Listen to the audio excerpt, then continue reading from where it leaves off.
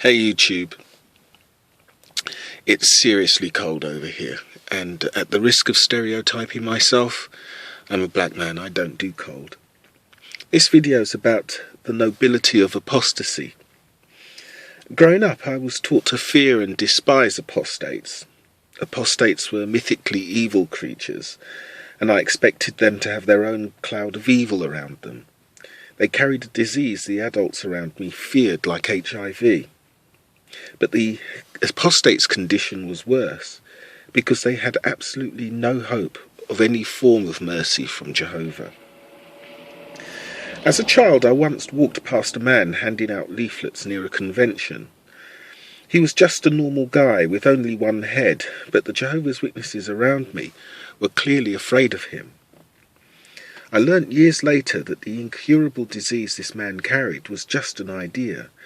Nothing more than an idea that maybe, just maybe, there's an alternative opinion to that proposed by the Watchtower and Tract Society. And that was it. That was what caused all the fear. This organisation had managed to parlay a simple idea into a huge dark cloud that would kill us all, and no one around me seemed able to maintain a sense of perspective about how to deal with that simple idea. But what was the truth? But what has the truth from God to fear from lies? Later, the irony of the situation became more clear to me. This organisation came from a country that institutionalises in its constitution the freedom to exchange ideas and to debate. It comes from a land of intellectual inquiry and freedom to think, a freedom supported in law, even if the results are unpalatable, offensive, divisive, or potentially dangerous.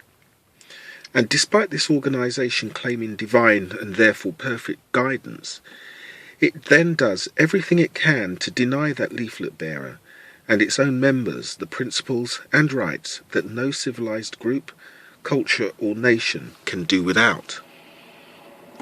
In fact, whilst claiming moral superiority, it stigmatises and name-calls nonconformists with memorable sound bites like mentally diseased. They imply violence towards apostates and ex-members by lying to its sheep about the biblical Jehu story. They divide families, and then, like any earthly tyrant, they demand absolute mindless obedience under the threat of death. To my mind, the Jehovah's Witness Society act as if their God really is tribal, unloving, petty-minded and violent. So that is the Jehovah's Witness organisation, a multi-billion-dollar operation that uses its wealth to bully, control, threaten and manipulate with the literal fear of death and the reward of eternal life in Panda Bear World, when they have no genuine evidence that they have power to dispense eternal life and death in this manner. I have often wondered, how can this organisation and others like it be given even a moment's credence by any intelligent person? If humans were strictly rational, the Jehovah's Witness organisation wouldn't have a single member, let alone nearly 7 million. So I looked into it. But although I'm not a professional psychologist, I do feel confident enough to talk about some of the human traits that make us susceptible to the mind control that this cult so expertly wields. In this video, I want to address one of those traits. It's our natural deference and compliance to authority figures. Did you ever wonder how one man could rise to control a Western civilized state like Germany, and then use his power to override the conscience and basic human feelings of an entire nation? And that not too long ago. Stanley Milgram started experimenting with human obedience in the 1960s, after senior Nazi after senior Nazi offered the same lame defence for their actions when put on trial. I was only following orders. I'm not going into the details of the experiments here, but the conclusion was summarised by Milgram himself as the goodness of an individual is less important than the situation he finds himself in. The later Lines experiments reconfirmed that people will put aside their own better judgment if under social pressure to do so, even going so far as to tell themselves they must be wrong if everyone else is disagreeing with them.